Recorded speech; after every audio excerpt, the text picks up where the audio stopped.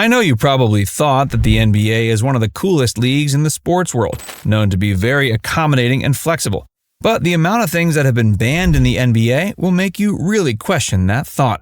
From tricky plays to even minor accessories, this is a list of crazy things not allowed in the NBA. Fighting and physical altercations. Everyone loves the passion of a close game, but there's a line between energy and chaos. Nobody wants a basketball game turning into a fight, but it's happened before. For instance, the November 19, 2004 Malice at the Palace. A fight broke out between the Indiana Pacers and Detroit Pistons. That was pure chaos. Players swinging at fans, suspensions left and right, and the league scrambling to fix the mess. After that, the NBA cracked down. If you even look like you're about to throw a punch, you're out. Ejection, a long suspension, and a huge fine follow. The message is clear. Compete hard, but keep your hands to yourself. Unnatural acts and flagrant fouls. The NBA got tired of reckless moves. Over the years, players like Draymond Green made headlines for making dangerous contact, like hitting opponents in the wrong spots. Accidental or not, they weren't safe. The NBA decided it needed to act. They started flagging these kinds of plays as fouls. If it looks intentional, expect a flagrant foul, suspension, or both. They want clean competition, not dangerous stunts. Flopping. Flopping is basketball's worst habit. Flopping is when players act like they've been hit way harder than they really were. A player barely gets touched and suddenly drops like they got hit by a truck. It's frustrating for fans, and refs sometimes fall for it. But the NBA started cracking down, handing out fines and warnings. They want the game played straight, no acting. Hand checking, a game changer for offense. Older fans know that in the past, defenders could push against offensive players with their hands. It was a tough physical style of play. Guards had to fight through it just to move up the court. But in 2004, the NBA decided it was time for a change. Banning hand checking opened up the game. It gave offensive players more space, opening the door for today's fast, high-scoring style. Stephen Curry and James Harden made the most of it, turning the game into a shooter's dream. Zone defense restrictions, pre-2001 illegal defense rule. Before 2001, the NBA didn't allow teams to play the kind of defense you see in college. Defenders had to stick with their man or get penalized. After removing the zone defense rule, teams started using new strategies like help defense and more creative defensive schemes to slow down scoring machines. The game became more dynamic, with defenses becoming smarter and harder to break. Players who can't guard multiple positions struggle to stay in the game. Hanging on the rim. Dunks are one of the most exciting parts of basketball, but hanging on the rim too long can lead to a technical foul. The NBA allows players to grab the rim if it's to protect themselves, but if they hold on for too long or do it just to taunt the other team, the ref blows the whistle. It's all about keeping the game fair and stopping any unnecessary drama. Taunting and over-the-top trash talk. Trash talk has always been a part of basketball, but there's a point where it crosses the line. Some players, like Michael Jordan or Kevin Garnett, used to mess with their opponents' heads, but they did it in a way that kept things competitive. The NBA has a clear rule now: excessive taunting or gestures meant to insult the other team get you a technical foul. They want players to stay focused on the game and not waste time on antics. But that's not all, because these bans got crazier, touching dressing accessories. Dress code implementation. Back in the early 2000s, NBA players showed up to games in baggy clothes, oversized chains, and jerseys. In 2005, NBA Commissioner David Stern decided to clean up the league's image. He introduced a dress code requiring players to wear business or conservative clothing at official events.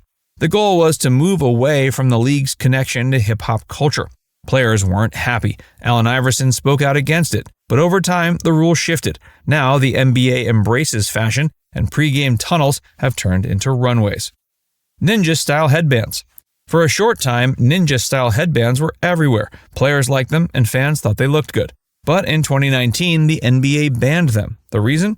They weren't officially approved, and the league said they might be unsafe. So until further notice, they were out. The NBA wants all gear to follow set guidelines for safety. Black face masks. Some players wear masks after injuries, but some other players, like LeBron James and Kyrie Irving, made black masks look intimidating. The NBA wasn't a fan. They banned dark and tinted masks, requiring players to wear clear ones. The reason is simple. Refs and players needed to see each other's eyes clearly. It's about keeping the game fair. It wasn't a major rule change, but it definitely took away some cool factor. Upside-down headbands. It's not just about wearing a headband, but how you wear it. If a player flips it upside down, it's not allowed. Not a big deal, but another example of how the league likes keeping things in order. Big chains. Believe it or not, players used to wear gold chains during games. Julius Erving, Wilt Chamberlain, and even the young Michael Jordan did it. It was part of their style. But safety concerns ended that trend. Imagine going for a rebound and getting yanked by a chain. The NBA banned them, and jewelry stayed off the court. Do-rags. Do-rags, commonly worn in black culture for hair care, were also banned. Though they have deep cultural roots, the league felt they didn't fit the image they wanted on the court. The league never gave a strong reason beyond uniformity, but it's a rule that still gets debated. Performance-enhancing shoes. Some sneakers do more than just support your feet. Athletic Propulsion Labs, APL, designed a shoe that increased vertical leap, and the NBA wasn't having it. Sneakers designed to help with jumping higher or running faster are banned. The league wants all players on a level playing field without gear giving anyone an unfair boost. High school to NBA jump, preps to pros ban. Once, high school stars could jump straight to the NBA. Stars like Kobe Bryant, Kevin Garnett, or LeBron James. But in 2005, the league made them wait at least a year after high school before entering the draft. The idea was to help them develop, but many argue it just delays their careers. There's talk of lifting the rule, so this debate isn't over. Short shorts. In the 1980s, NBA shorts were tiny. Then in the 90s, players like Michael Jordan and the Fab Five made longer shorts the trend. The NBA has never officially banned short shorts, but they slowly disappeared. If someone showed up in Stockton-style shorts today, it would turn heads. No more number 69. Technically, the NBA doesn't ban jersey numbers, but you'll never see a player wear 69. In 1999, Dennis Rodman joined the Mavericks. He requested to wear the number 69, but David Stern refused. Since then, no one has ever done it, and if someone tried, the league would probably reject it. The reason? Let's just say they want to keep things professional. Phone use during games.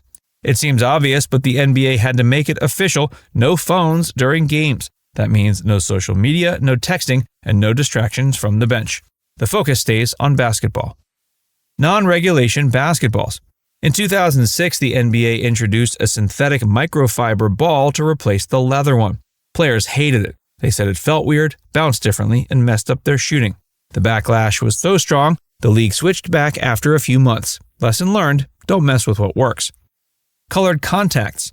This rule is rare, but the NBA doesn't allow tinted or colored contact lenses that could change vision.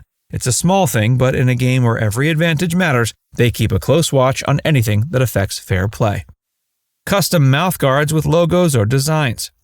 Mouthguards are allowed, but personal logos or flashy designs aren't. The NBA keeps a strict uniform policy even for small accessories. Goggles and protective glasses restrictions. The NBA allows protective eyewear, but some designs aren't allowed if they block vision or cause glare. Kareem Abdul-Jabbar made goggles famous, but anything like mirrored or dark lenses is banned. The league wants to make sure every player sees clearly on the court. Smart wearables and performance trackers. Players can't wear smartwatches or tracking devices during games. Teams use this tech in practice to study player performance, but not in real-time games. The NBA also has a rule against using this data for contracts or trades, making sure no player is judged unfairly based on private health info. Excessive sweatbands and arm sleeves. Players can wear compression sleeves and sweatbands, but the NBA limits how many and where they can be worn. Allen Iverson made arm sleeves popular, and soon players started wearing extra gear. The NBA stepped in to keep a clean, uniform look. No more jumping over the free throw line. Chamberlain rule. Wilt Chamberlain, known for his larger-than-life presence on the court, changed basketball in many ways. One of the most memorable and controversial was his method of dunking free throws by jumping from behind the line. While Chamberlain's unique style was a show, the NBA quickly changed the rule. Now players have to land behind the line after shooting. Otherwise, today's best athletes would turn free throws into a dunk contest. Today, players like Giannis Antetokounmpo and LeBron James, with their amazing athleticism, may have taken free throws to a new level, but this rule keeps the game grounded. No more free throw distractions from opponents. Hack-a-Shack. In the past, opposing players used to walk up and distract free throw shooters, waving their arms or yelling, or even getting in the shooter's face.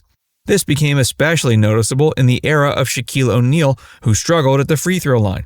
To counter his lack of shooting accuracy, Opponents often used mind games, trying to throw him off his game. The NBA put a stop to that. Defenders have to stay behind the three-point line during free throws to keep it professional. Today, the NBA is looking quite great considering the number of changes they had to go through. Most of these bans were super necessary for the game to keep going. But which of them do you think still is the most unnecessary and crazy? Let us know in the comments section. Don't forget to like and subscribe to our channel to catch our latest NBA stories. See you next time.